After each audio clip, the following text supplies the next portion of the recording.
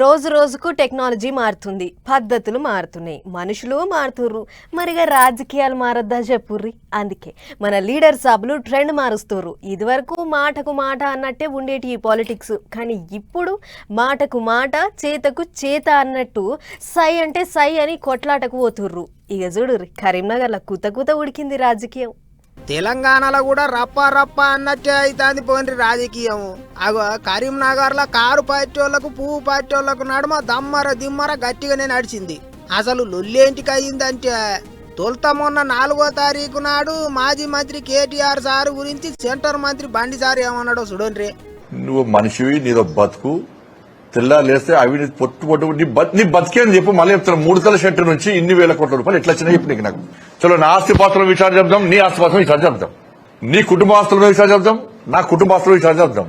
ఒక్క మచ్చ ఉండదు బండి సంజయ్ మీద రాసి పెట్టుకో బిడ్డ. నువ్వు ఏమైనా సవాల్ ఇచ్చిపోయి నువ్వు మనిషి అయితే, మళ్ళీ చెప్తున్నా, మనిషి అయితే దానికి సిద్ధమై ఉండు. 24 గంటలు 48 గంటల టైం ఇస్తా బయట నువ్వు. ఏదో భూమి ముచ్చట్లల్లో కేటీఆర్ సారు ఆరోపణలు చేస్తే బండి సారు ఈ ముచ్చట మాట్లాడిండు. ఇక సెంటర్ మంత్రి ముచ్చట్లకు కారు పార్టీ వాళ్ళకు మస్తు కోపం వచ్చింది. అందుకే మైకుల ముంగటికి వచ్చిన ఎమ్మెల్యే కౌశిక్ రెడ్డి ఏమన్నాడంటే, నేను ఒకటే అడుగుతున్నా బండి సంజయ్ గారు, నేను ఛాలెంజ్ విసురుతా ఉన్నా. నీకు దమ్ము ధైర్యం ఉంటే, నువ్వు మొగనువే అయితే నేను సవాల్ విసురుతున్నా కరీంనగర్ గడ్డ మీద నుంచి. రాయి గీతా భవన్ చౌరస్తాలో చెప్పు, నువ్వు టేక్ టైం మా కేటీఆర్ గారిని నేను తీసుకొని వస్తా. ఇవాళ ఏ సబ్జెక్ట్ మీద మాట్లాడదామో చెప్పు. ఇవాళ ఉట్టిగా మమ్మమ్మ పెప్పే కాదు బండి సంజయ్ గారు. కాదన్నట్టు 2 దిక్కులోళ్ళు గట్టిగానే ఛాలెంజ్లు చేసుకుండ్రు. అట్లా పంచాది ఇంగిత పెద్దగా అయింది. ఎమ్మెల్యే కౌశిక్ రెడ్డి ముచ్చట్ల మీద పువ్వు పార్టీ వాళ్ళు నూనెల పడ్డ పోసిత్తు లెక్క చిట్ట పట్ట ఎగిరిండ్రు. నెత్తికోతుంటా అందుకొని Karimnagar MLA Gangula sir camp office మీదకి పోయిండ్రు. కార్ల అద్దాలు, ఆఫీస్ అద్దాలు పారం చేసిండ్రు. పోలీసోళ్ళు గిట్ట ఆగబట్టకపోయింటే ఆ కొట్టుడు ఇంకెక్కడికి పోయేదో మరి. ఇక కాషాయ దళం అంతా కట్టగట్టుకుని ఎమ్మెల్యే ఆఫీసు మీదకి పోయిండ్రనే ముచ్చట తెలవంగానే ఇంకో దిక్కు గులాబీ దళం గుర్రుమన్నది. 2 దిక్కులోళ్ళు చూసుకుందాం అన్నట్టు కొట్లాటకు తయారైండ్రు. రోడ్ల మీదకి వచ్చి రచ్చ చేసిండ్రు. కరీంనగర్ లో పెద్ద రణరంగమే అయ్యింది. ఇక లొల్లెంత అయినాక కారు పార్టీ వాళ్ళు ఏమన్నారు అది కూడా చూడండి. ఇవాళ ముఖ్యమంత్రి రేవంత్ రెడ్డి గారు, బండి సంజయ్ గారు ఇవాళ మరొక్కసారి ములాఖత్ అయిపోయారు అనేది క్లియర్. ఇవాళ మీకు క్లియర్ కనబడతా ఉంది. ఇవాళ నా మీద దాడి ఎందుకు చేస్తారండి? నేను చేసిన తప్పేంటిదండి?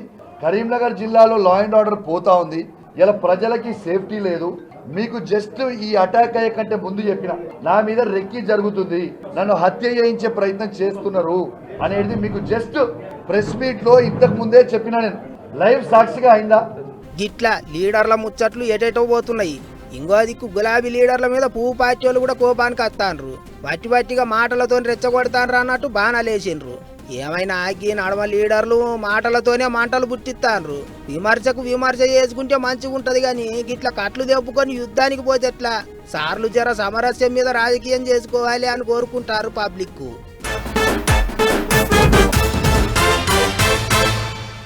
10 మంది ఉన్న ఇంట్లే ఏ ఒక్కరు తప్పు చేసినా ఇంటి పెద్దనే పిలిచి అడుగుతారు. ఇట్లనే రాష్ట్రంలో ఎవ్వళ్ళు చక్కగా పని చేయకపోయినా సరే ముఖ్యమంత్రినే అడుగుతారు. అందుకే అసొంటి పరిస్థితి రావద్దని ఏపీ సీఎం బాబు సారు తాపకోసారి ఆఫీసర్లతోని మీటింగ్లు పెడుతున్నాడు, పరుగులు పెట్టిస్తున్నాడు, ఎప్పటికప్పుడు దుమ్ము దులుపుతున్నాడు. చూడుర్రి. ఊటకో ఈగురం రోజుకో ఉపాయం అన్నట్టు ఆఫీసర్లంతా తెలివితో పనిచేయాలి, రాష్ట్రాన్ని పరుగులు పెట్టియాలి అన్నట్టు ముఖ్యమంత్రి చంద్రబాబు సారు మళ్ళోసారి గట్టిగా చెప్పుకొచ్చిండు. కూటమి సర్కారు గద్దెనెక్కిన నాటి నుంచి కలెక్టర్లతో మీద మీటింగులు పెడుతూనే ఉన్నాడు సారు. అట్లా ఇక 7వసారి జోరుగా నడుస్తుంది కలెక్టర్ల సదస్సు. అన్ని జిల్లాల కలెక్టర్లతో కలిసి కూర్చొని ఎట్ట పని చేయాలి, ఏం కాదు అనేది మాట ముచ్చట్లు చేసిండు సారు. పబ్లిక్ కు జవాబుదారితనంతో పని చేయాలి, ఎక్కడ లాభరో చేయొద్దు అన్నట్టు చెప్పిండు. మొదం ఆఫీసులలో మీటింగులు పెట్టిడే కాదు, ఊర్లో పొంటి తిరగాలి, పబ్లిక్ ఆపది అరుచుకోవాలి అన్నట్టు కూడా చెప్పుకొచ్చిండు. ముచ్చట తమిళనాడు ఎలక్షన్ల ఫలితాల గురించి కూడా మాట్లాడిండు సీఎం. పని చేయకపోతే పబ్లిక్ ఎవ్వల ముఖాలు చూస్తలేరు, తీసి పక్కకు పెడతాన్రు. అందుకే 100% తిప్పల పడాల్సిందే అన్నట్టు చెప్పుకొచ్చిండట. అంతేకాదు, పైసలు లేవు అనే మాట రావద్దు, సంపద సృష్టించాలి, ఆమ్దాన్ని పెంచుకోవాలి అని కూడా గట్టిగా చెప్పిండట పెద్దసారు. గిట్లా ఎంత రికాము లేకుండా ఉన్నా సరే కలెక్టర్ల పనితీరు మీద సార్ ఎప్పుడు ఓ కన్నేసి పెడతాండు. శుక్రవారం కూడా ఉన్నది కలెక్టర్ల సదస్సు. ఇంకో ముచ్చట ఏంటిదంటే ముఖ్యమంత్రితోని కలిసి మంత్రులు కూడా కూర్చుంటాండ్రు. జిల్లాల పొంటి ఎటువంటి తిప్పాలున్నా అక్కడికక్కడనే ఏం చేయాలి, ఏం కథ అనేది మాట్లాడుతుండ్రు.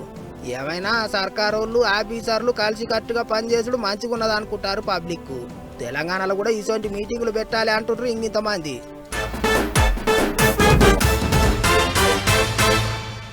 ఐదు రాష్ట్రాల ఎలచ్చలు వడిచినాయి. వాళ్ళ తిప్పలేదో వాళ్ళు పడుతుర్రు. కానీ మన దిక్కు రాజకీయ మంటలు పుట్టిస్తున్నది. అక్కడ గెలిచినాము ఇక్కడ కూడా గెలుస్తాము అని అంటుర్రు ఒకళ్ళు, అన్ని దిక్కుల్లా మాదే హవా అని అంటుర్రు ఇంకొకళ్ళు. పాతోళ్ళు ఎంతమంది ఉన్నా కొత్తోళ్ళదే జోరు అని అంటుర్రు ఈగింతమంది. అనుడే కాదు, అప్పుడే పువ్వు పార్టీ వాళ్ళు మోడీ సార్ మీటింగ్తోని జంగ్ సైరన్ ఊదేతందుకు గట్టిగా తయారైతుర్రు. వాళ్ళ తయారవ్వడు చూస్తుంటే ఈసారి ముచ్చటేదో గట్టినే ఉండేటట్టున్నది. 5 రాష్ట్రాలలో ఎలక్షన్లు అయితే 3 రాష్ట్రాలలో పువ్వు పార్టీలే గెలిచిండ్రు. అందుకేనేమో వాళ్ళ జోరే అలాగున్నది. ఇక ఆ జోరు తెలంగాణలో కూడా చూపించాలని గట్టిగానే తయారైతున్నది కాషాయ దళం. 10వ తారీఖు నాడు ప్రధానమంత్రి మోదీ సార్ వస్తాడు. 3వసారి దేశానికి ప్రధానమంత్రి అయినాక సారు తెలంగాణకు వచ్చుడు గిదే తొలుతసారి. అందుకే ధూమ్ధాం గట్టిగా చేయాలని పువ్వు పార్టీ వాళ్ళు పొట్టు తయారైతుండ్రు. ఇప్పటికే జిల్లాల పొంటి మీటింగులు పెట్టుకుంటా చలో హైదరాబాద్ అంటుండ్రు. గోడల మీద కమలం పువ్వు బొమ్మలేసి రంగులు అద్దుతాండ్రు. 10వ తారీఖు నాడు కాషాయ దండు కదలాలే, పరేడ్ గ్రౌండ్ కాడ జాతర గట్టిగా చేయాలి అన్నట్టు అందరికి చెప్తుండ్రు. ఇక పెద్ద సార్ వస్తాడంటే ఉత్త చేతులతో ఎట్లొస్తాడు? 8,000 కోట్లతోని ఎలుగుల చేసే పథకాలు చాలు చేస్తాడట. అందుకే మీటింగు ఘనంగా ఉండాలి అన్నట్టు లక్షల మందిని జమ చేస్తున్నారు. గంతెందుకు కాగజ్ నగరు, ఖమ్మము, మహబూబ్ నగరు, పెద్దపల్లికేంచి కాషాయ లీడర్లు కార్యకర్తల కొరకు స్పెషల్ రైళ్లు నడిపిస్తున్నారట. అసలే వచ్చే ఎలక్షన్లలో తెలంగాణలో కూడా జెండా బాదుతామా అంటుండ్రు కాషాయ లీడర్లు. మరిగా 10వ తారీఖు నాడు మోదీ సార్ ఏమేం ముచ్చట్లు చెప్తాడో ఏమో అని ఎదురు చూస్తాండ్రు ఇప్పుడు అందరూ. చదరంగం చదరంగం అని అంటారు కానీ ఆ చదరంగానికి మించిన ఆట రాజకీయ చదరంగం. అబ్బో, లీడర్ల ఎత్తులు జిత్తులు చూస్తుంటే తలకాయ బొంగరం లెక్క తిరుగుతుంది అన్నట్టు మన పక్క రాష్ట్రం తమిళనాడులా భలే నడుస్తుంది రాజకీయం. అన్ని దిక్కుల ఎలక్షన్లకు ముందు రాజకీయాలు మలుపులు తిరుగుతుంటాయి, కానీ అరవనాడులో మాత్రం ఎన్నికలు ఒడిసినాక మలుపులు తిరుగుతున్నాయి. గవి ఏంటివి ట్విస్ట్ల మీద ట్విస్ట్లు ఇస్తుర్రు. వత్తునా పోదునా ఓ రామశిలక, రావద్దు పోవద్దు రతనాల శిలక అన్నట్టే అవుతుంది పోర్రి తమిళనాడులో. 108 సీట్లు గెలిచి కూడా ఎక్కే మెట్టు దిగే మెట్టు అన్నట్టు అవుతుంది దళపతి విజయ్ పరిస్థితి. చెయ్యి పార్టీ వాళ్ళు సాధించినా సరే ఇంకో 6 మంది ఎమ్మెల్యేలు అవసరం అవుతాండ్రు. అయితే బలగం చూపించుకోనికే జర టైం ఇవ్వమంటే ఇస్తలేడట గవర్నర్ సారు. బుధారమే కాదు బేస్తారం కూడా విజయ్ గవర్నర్ సార్ ఇంటికి పోయిండు. అసెంబ్లీలో బలం నిరూపించుకుంటాం, ముందైతే సీఎం సీట్లు ఊకొని ఇర్రి అని అడిగితే తొలుత సరే సరే అన్నట్టే అని వెంటనే మళ్ళీ ఏమైందో నై అన్నాడట సారు. అందుకే వ్యవహారం ఎటు కొసెళ్లకుండా తయారైంది. ఇక ఇట్లయితే కాదని సుప్రీంకోర్టుకు పోయే ఆలోచన చేస్తారట. లెక్కకైతే ఎమ్మెల్యేలు జర ఎక్కతక్కున్నా సరే వెనక చిరికి చూసుకోవచ్చు అన్నట్టు పర్మిషన్లు ఇస్తుంటారు. కానీ తమిళనాడులో మాత్రం అట్లయితే లేదు. 118 మంది లెక్క కరెక్ట్ గా ఉంటేనే సీట్లో కూర్చొని ఇస్తా అంటున్నాడట గవర్నర్ సాబు. ఇంకో దిక్కు గిదేం పద్ధతి అన్నట్టు చాలా మంది కోపానికి వస్తుండ్రు. పెద్ద పార్టీలను పక్కకు పెట్టి పబ్లిక్ విజయ్ కు 108 సీట్లు ఇచ్చిండ్రు. ప్రజలు ఇచ్చిన తీర్పును కూడా లెక్క చేయరా, వెంటనే సర్కారు ఏర్పాటు చేయడానికి పర్మిషన్లు ఇవ్వాలి అన్నట్టు గరం అవుతుండ్రు. అటు డిఎంకే పార్టీ వాళ్ళు కూడా విజయ్ సీఎం సీట్లే ఊకోవాలి, మేమైతే ఏం అడ్డుపడతలేదు అన్నట్టు మాట్లాడుతుండ్రు. ఇంకో దిక్కు గవర్నర్ సారు కావాలని కచ్చగట్టినట్టు చేస్తాడని తమిళనాడు రాష్ట్రం అంతటా శుక్రవారం లొల్లులకు తయారైనరు చెయ్యి పార్టీ వాళ్ళు. విజయ్ కు అండగా నిలబడతామా అంటుండ్రు. అటు అన్నా డిఎంకే పార్టీ అధ్యక్షుడు పళనిస్వామి కూడా గవర్నర్ ను కలిసి ఎగురం చేసిండు. మరి ఆయనదేం కథనో అనుకుంటారా అందరూ. అదట్లుంటే విజయ్ కు ఇచ్చిన కాన్వాయ్ను తీసేసిండ్రు, బండ్లు గుంజుకుండ్రు, అట్లా ఇట్లా అని వార్తలు వచ్చాయి కదా. అసలు సీఎం కాకముందే తనకు కాన్వాయ్ వద్దని విజయ్ చెప్పిండట. అందుకే పోలీసు వాళ్ళు బండ్లు పక్కకు పెట్టిండ్రట. మొత్తానికైతే సినిమా లెక్కనే నడుస్తుంది ఇప్పుడు తమిళనాడు రాజకీయం. మరిగా క్లైమాక్స్ లో ఏమవుతుందో ఏమో చూడాలి.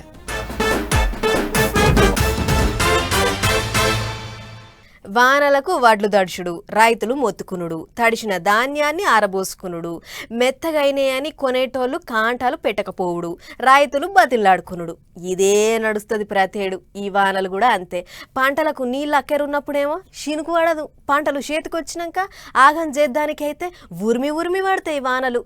అట్లా పడ్డ వానలకు పంటలు ఆగమైన రైతులను మందలించే కార్యం ముంగటేసుకురు లీడర్లు.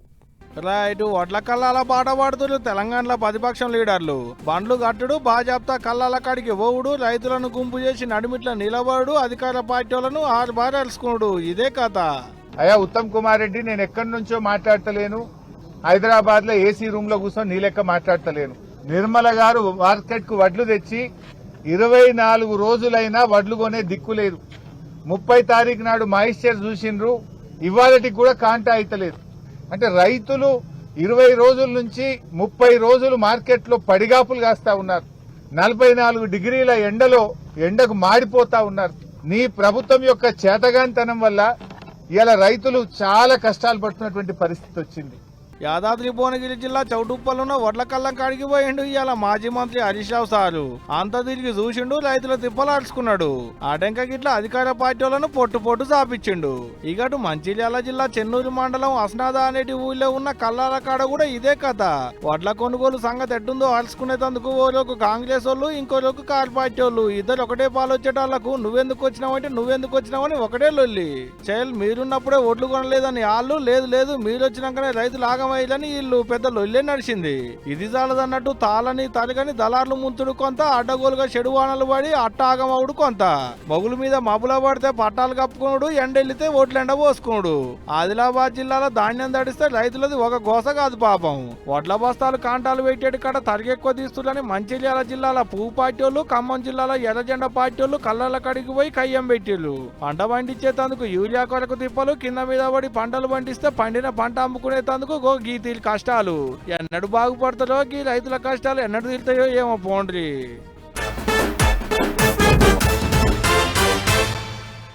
చెప్పుడు కాదు కానీ నాకు బుల్లెట్ బండి మీద తిరుగుడు అంటే మస్తు ఇష్టం ఉంటుంది అబ్బా.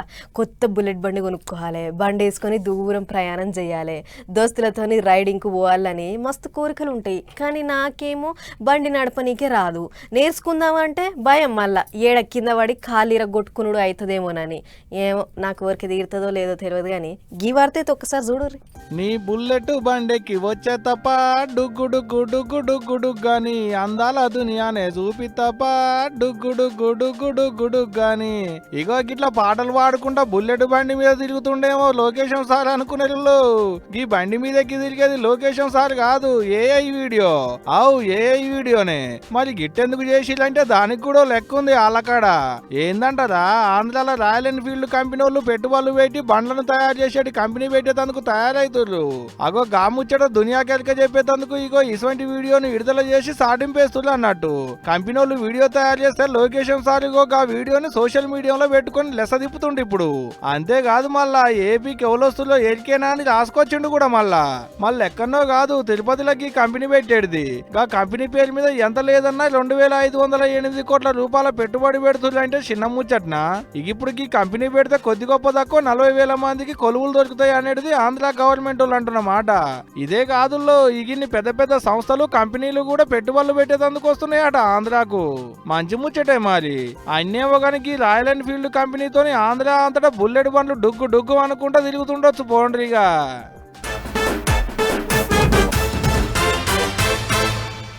మొన్ననే తెలంగాణలో 10 పరీక్షల ఫలితాలు వచ్చినాయి. ఎక్కువ మంది దాకా షెల్లెళ్ళకి ర్యాంకులు వచ్చినాయి. మన తమ్ముళ్లకు కూడా వచ్చినాయి. కానీ కాకుంటే షెల్లెళ్ళదే పై చెయ్యి. ర్యాంకులు వచ్చిన వాళ్ళు, పాస్ అయిన వాళ్ళు సంబరాలు చేసుకుంటుంటే 10ల ఫెయిల్ అయిన వాళ్ళు రంది పెట్టుకుర్రు. ఆగో అసొంటోళ్ళ కొరకు మంచి ఉపాయం చేసిర్రు తెలంగాణ సర్కారు వాళ్ళు. ఏందంటారా, ఈ వార్త చూడుర్రి, మీకే ఎరకైతుంది. 10ల ఫెయిల్ అయ్యి బాధపడుతున్న పోరలకు చల్లటి మాట చెప్పిళ్ళు తెలంగాణ సర్కారు వాళ్ళు. మొదలు పరీక్షలు ఫెయిల్ అయినా మళ్ళీ సప్లిమెంటరీ పరీక్షలు రాసుకునే ఛాన్స్ ఉంటది కదా. అట్ట రెండో మలక పెట్టేటి పరీక్షలు కూడా ఫెయిల్ కాకుండా పాస్ అయ్యేటట్టు ఇగ్నం చేస్తుంది అన్నట్టు తెలంగాణ చదువుల శాఖ.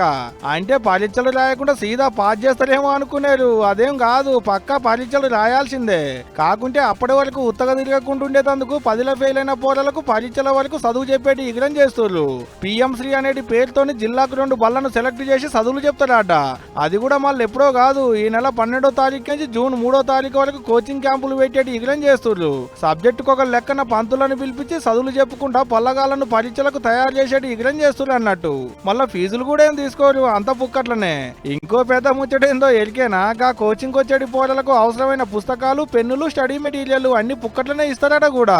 అంతేకాదు పొద్దుగాల నాస్టా, రానుబోను బాడిగ కిరాయిలు అన్ని సర్కారే ఇస్తుందట. మళ్ళా ఇదంతా చేసేందుకు ఎంత ఖర్చు అవుతుందో ఎలికేనా? ఒక్కొక్కరికి 1100 రూపాయలు. పొల్లగాళ్ళ చదువులు నడిమిట్లా ఆగకుండా ఉండేందుకే ఇగ్రం చేస్తుంది అన్నట్టు గవర్నమెంట్ తరపుకెంచి. ఇట్లయితే పొల్లగాళ్ళ చదువులు నడిమిట్లా ఆగవు, ఎండాకాలంలో తిరుగుడు ఉండదు, చదువుకుంటారు, అమ్మనాయనలకు సర్కారు బల్ల మీద నమ్మకం కలుగుద్ది అనేది వాళ్ళ ఆలోచన కావచ్చు. ఇక ఇన్నది కదా తమ్ముళ్ళు, రెండో మలకలనైనా మనసు పెట్టి చదువు. ఏం చెప్తున్నా?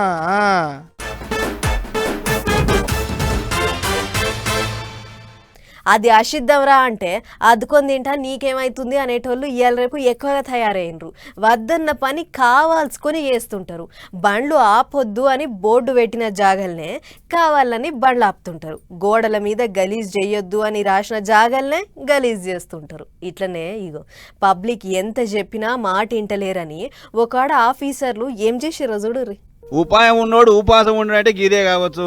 ఇక చూడరే, మైసూరు రవాణా శాఖ అధికారులు ఏం ఉపాయం చేసిర్రో, బస్టాండ్కి వచ్చిన మగ పురుషులు ఏడబడితే ఆడ ఒంటేలకు పోతురని చెప్పి ఈ అద్దాల ఉపాయం కట్టిర్రు. అగో మూత్రం పోస్టులకు అద్దాలు ఎందుకు పెట్టుడు అని అంటే ముచ్చట్ల జరంతా లోతుగా పోవాలి. మైసూరు సబర్బన్ బస్ స్టేషన్ ఎదురుగున్న గోడకాడ ఒంటేలకు పోవద్దా బాబు, తోటి ప్రయాణికులకు ఇబ్బంది అవుతుందని చెప్పి ఎన్ని రాత్రులు రాసినా సుతా ఎవ్వరు పట్టించుకుంటలేరు. మీదంగా మూత్రం పోయొద్దన్న జాగాలనే పోసిపోతురాట. ఇట్లయితే కాదని చెప్పి ఈ అద్దాల ఉపాయం కట్టిరు అధికారులు. అంటే అద్దానికి ఎదురుగా నిలబడి ఒంటేలు పోస్తుంటే వాళ్ళని వాళ్ళే చూసుకొని సిగ్గుల మొగ్గ అయిపోతారు కదా, అట్లన్నా పోసుడు బంద్ చేస్తారు అనేది అధికారుల ఆలోచన. అందుకే పెద్ద పెద్ద అద్దాలు తెప్పించి గోడకు గీతీలా తలిగించిర్రు. అయితే అద్దాలు ఇట్లా పెట్టిరో లేదో అప్పుడే ఒకటికి పోయేటల సంఖ్య చాలా మటుకు తగ్గి బస్టాండ్లో ఉన్న బాత్రూంలో కురుకుతున్నారట జనాలు. దీంతో ఇటువంటి అద్దాలు ఏడక్కరుంటే ఆడ పెట్టాలి అని ఆలోచన చేస్తున్నారట అధికారులు. అన్నట్లు ఈ ఇకమతు బెంగళూరుకించి తీసుకురు.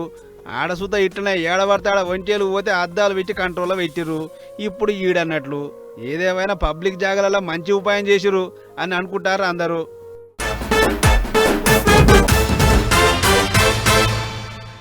అప్పట్లో ఎవరన్నా ఆడోళ్లను చిడాయించినా, దొంగతనాలు చేసి దొరికినా, ఊళ్ళో చెయ్యకూడని పెద్ద తప్పులు చేసినా కచ్చీర్ కాడ గుండు కొట్టి జనాలతోని చెప్పు దెబ్బలు కొట్టించేది పెద్ద మనుషులు. ఎందుకంటే బుద్ధి రావాలని.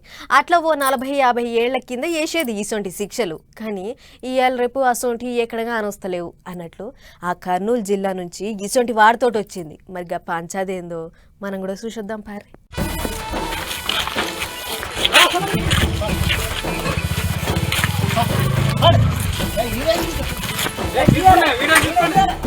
పెయ్యి మీద ఓ లాగు తొడిగి మెడల చెప్పు దండలు వేసుకొని వస్తున్న ఈ అరగుండు మనిషిని చూస్తురు కదా.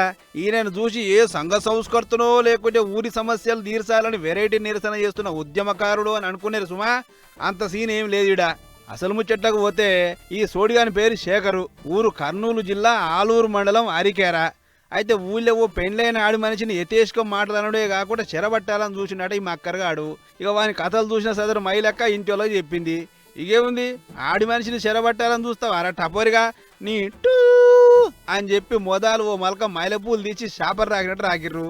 అటు వెనుక ఊరంతా ఒక్కటే అరగుండు కొట్టి చెప్పుల దండ మెడలేసిర్రు. ఇక దండేసిన వాళ్ళు వట్టిగానే ఊకోరు కదా. పారా సుందరాంగుడ నీ బంగారు ముఖం ఊరంతా చూపిదు అని చెప్పి గిట్ల బజార్ల పొంటి తిప్పిర్రు.